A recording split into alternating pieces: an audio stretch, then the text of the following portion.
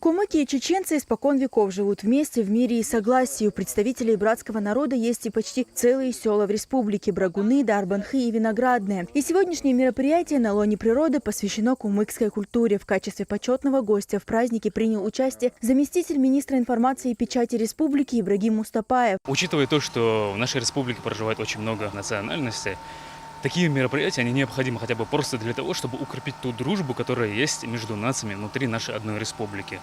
И говоря конкретно о сегодняшнем дне, мы сегодня узнали о культуре, об обычаях кумыков. Глава Чеченской республики Рамзан Ахматович Кадыров уделяет особое внимание таким мероприятиям, потому что именно такие мероприятия, они направлены для укрепления дружбы народов. Человек, который не разбирается в этих культурах, может сразу и не понять, что здесь собрались два разных народа. Настолько все схожее. Начиная национальными костюмами, заканчивая обычаями и традициями. Сюда же жители села Брагуны перенесли и небольшой музей. Здесь предметы быта, которыми кумыкский народ пользовался несколько столетий назад. И также музыкальные национальные инструменты. Кстати, даже по ним видно, что у чеченцев и кумыков много общего.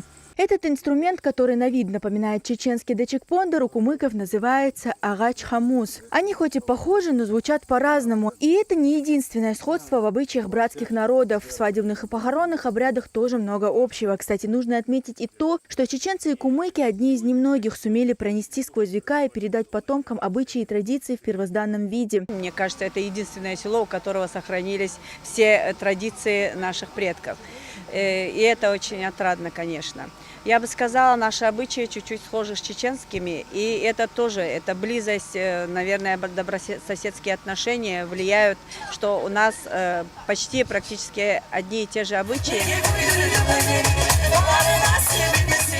Ни одна свадьба на Кавказе не обходится без лезгинки, но особенность кумыкского свадебного торжества в том, что девушки, танцуя, держат в руках сайдум-таях. Его привозит с собой невеста. Сайдум-таях в переводе с кумыкского на русский обозначает палка любви. Очень нарядную палочку, естественно, на свадьбе передавал молодой человек девушке.